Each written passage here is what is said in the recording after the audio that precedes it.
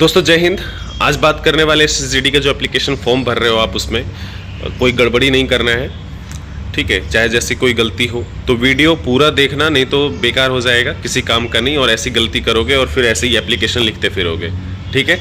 और एप्लीकेशन लिखने से भी अगर काम चल जाता तो मुझे कोई आपत्ति नहीं होती, लेकिन एप्लीकेशन लिखने से भी कई बार ऐसे होगा जहाँ पे आपका कोई बेनिफिट नहीं होगा, और ऐसे कई केसेस आए हैं, ठीक है। और मेरे पास, मैं तो सिर्फ कुछ लोगों का प्रतिनिधि करता हूँ, पूरे भारत में तो लाखों फॉर्म भरे जाते हैं, ठीक है। तो बहुत सारी गड़बड़ी है। वीडियो पसंद आए तो दोस्तों के साथ शेयर जरूर करिएगा, ठीक है।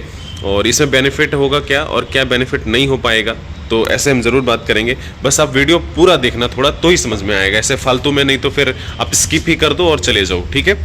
और वीडियो पसंद आए तो दोस्तों के साथ शेयर ज़रूर करना। तो हम पहले पढ़ते हैं, उसके बाद थोड़ी सी बात करेंगे, 1 मिनट, ठीक है। और शुरू करते हैं। क्या है, वो एक भाई साहब हैं, वो ओबीसी से अप्लाई किए थे, ठीक है, लेकिन उनको जाना है अनरिजर्व कैटेगरी में। अब क्यों जाना है, देखो क्या मिस्टेक हुआ।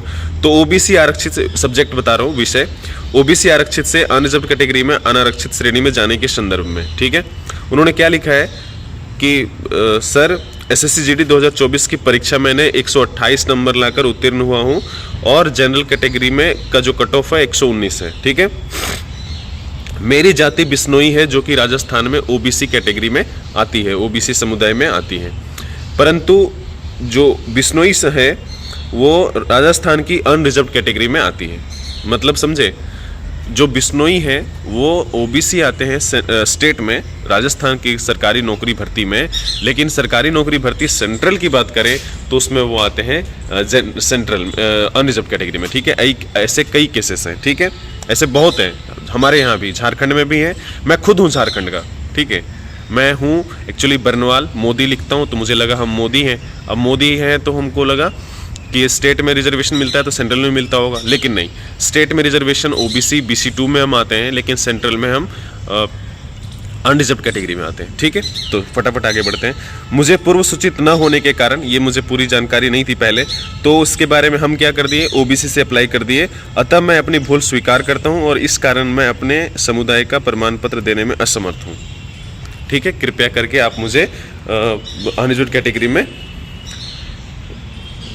कंसीडर करें, और हाइट, चेस्ट या फिर रिजर्वेशन, एज रिलैक्सेशन से कोई भी बेनिफिट नहीं लिया है। तो ऐसा ये भाई साहब इसलिए कह रहे हैं, आपको बता दिया पूरी बात। अब 2 केसेस हैं, जैसे इसमें सबसे ज़्यादा गड़बड़ी होती है जो SC ST हैं उनको और OBC को। वो इसलिए, देखो, अगर ये भाई साहब अगर SC में होते, है ना, रिजर्वेशन में, और OBC में जाना चाहते और एज रिलैक्सेशन भी ले लिया, तो कैसे जाएंगे, नहीं जा सकते थे ना।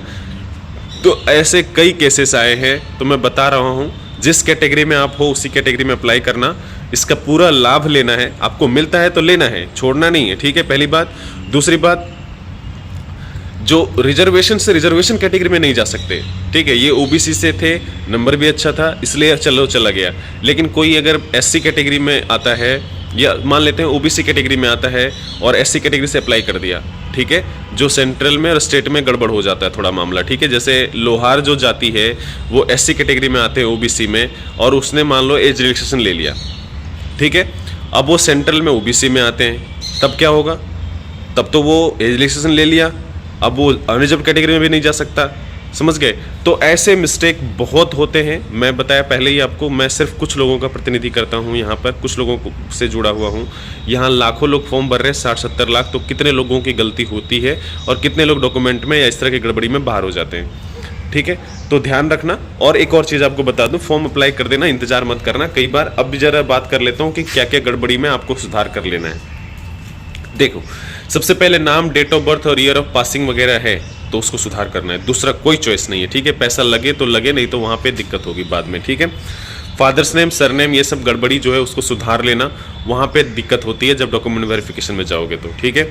क्रूशियल डेट का बता दूं आपको, OBC और EWS में अगर कोई आता है, SC ST में आते हैं तो थोड़ा सा चल सकता है, बाकी ऐसा करना नहीं, बनवा लीजिए, सही रहेगा, ठीक है। लेकिन OBC EWS को तो कंफर्म बनवा लेना है, ठीक है, उसमें कहीं कोई कोताही नहीं करना, ठीक है।